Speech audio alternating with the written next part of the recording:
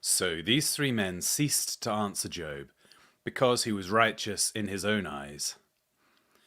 Then the wrath of Elihu, son of Barachel, the Buzite, of the family of Ram, was kindled against Job. His wrath was kindled because he justified himself rather than God. Also his wrath was kindled against his three friends, because they had found no answer and yet had condemned Job. Now Elihu had waited to speak to Job because they were elder than he. When Elihu saw that there was no answer in the mouths of these three men, his wrath was kindled. Elihu, the son of Barachel the Buzite, answered, I am young, and you are very old. Therefore I held back and didn't dare show you my opinion. I said, days should speak and multitude of years should teach wisdom. But there is spirit in man, and the Spirit of the Almighty gives them understanding. It is not the great who are wise, nor the aged who understand justice. Therefore I said, listen to me, I also will show my opinion. Behold, I waited for your words, and I listened for your reasoning, while you searched out what to say. Yes, I gave you my full attention. But there was no one who convinced Job, or who answered his words among you. Beware lest you say, we have found wisdom. God may refute him, not man. For he has not directed his words against me, neither will I answer him with your speeches. They are amazed, they answer no more, they don't have a word to say. Shall I wait because they don't speak, because they stand still and answer no more? I also will answer my part, and I also will show my opinion, for I am full of words. The spirit within me constrains me. Behold, my breast is as wine which has no vent. Like new wineskins, it is ready to burst. I will speak that I may be refreshed. I will open my lips and answer.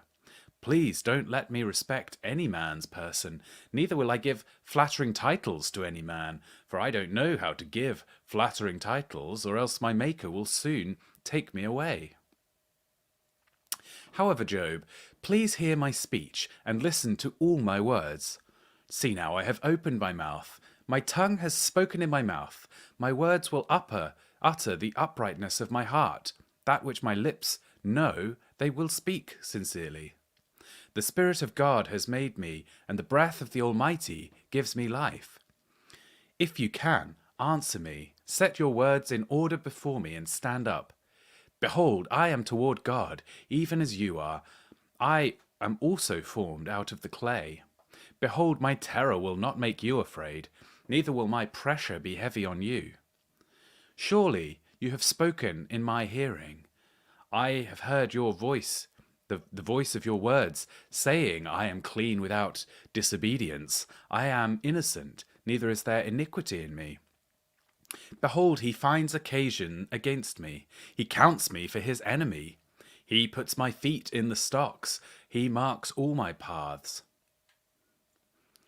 Behold, I will answer you.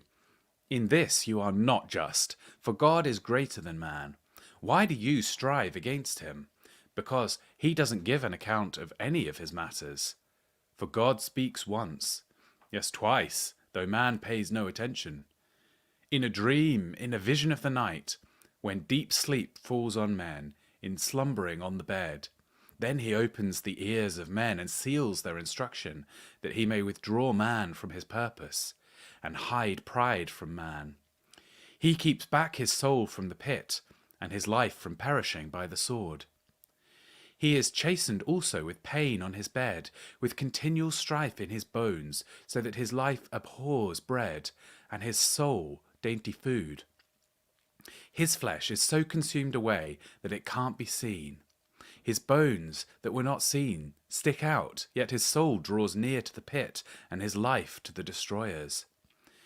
If there is beside him an angel, an interpreter, one among 1,000, to show to man what is right for him, then God is gracious to him, and says, deliver him from going down to the pit.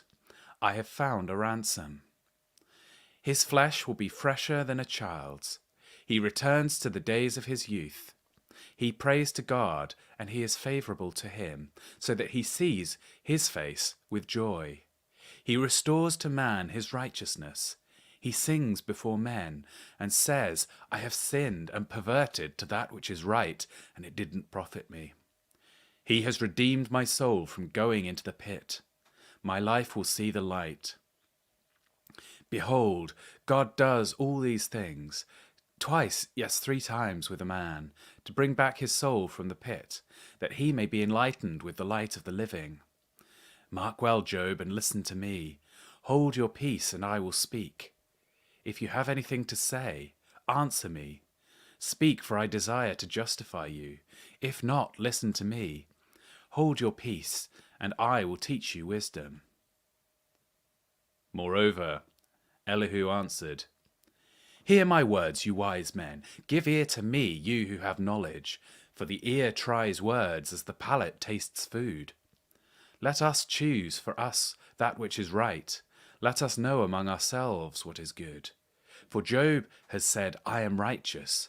God has taken away my right.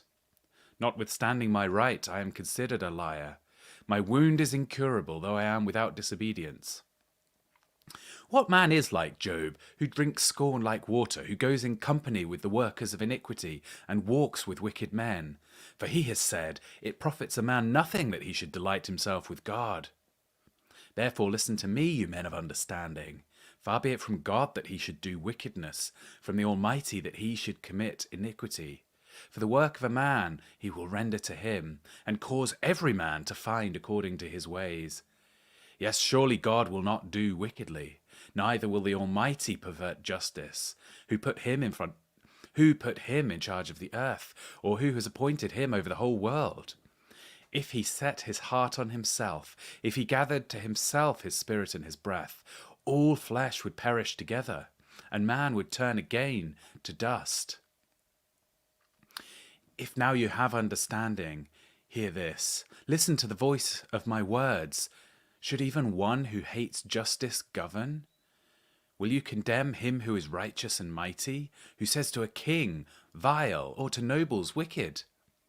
He doesn't respect the person of princes, nor respect the rich more than the poor, for they all are the works of his hands. In a moment they die. Even at midnight the people are shaken and pass away. The mighty are taken away without a hand. For his eyes are on the ways of man. He sees all his goings. There is no darkness nor thick gloom where the workers of iniquity may hide themselves. For he doesn't need to consider a man further, that he should go before God in judgment. He breaks mighty men in pieces in ways past finding out, and sets others in their place. Therefore he takes knowledge of their works. He overturns them in the night, so that they are destroyed. He strikes them as wicked men in the open sight of others, because they turned away from following him, and wouldn't pay attention to any of his ways, so that they caused the cry of the poor to come to him. He heard the cry of the afflicted. When he gave quietness, who then can condemn? When he hides his face, who then can see him? He is over a nation or a man alike, that the godless man may not reign, that there be no one to ensnare the people. For has any said to God, I am guilty, but I will not offend any more? Teach me that which I don't see. If I have done iniquity, I will do it no more. Shall his recompense be as your desire, that you refuse it? For if you must choose and not I, therefore speak what you know. Men of understanding will tell me, yes, every wise man who hears me. Job speaks without knowledge. His words are without wisdom. I wish that Job were tried to the end, because of his answering like wicked men. For he adds rebellion to his sin. He claps his hands among us, and multiplies his words against God.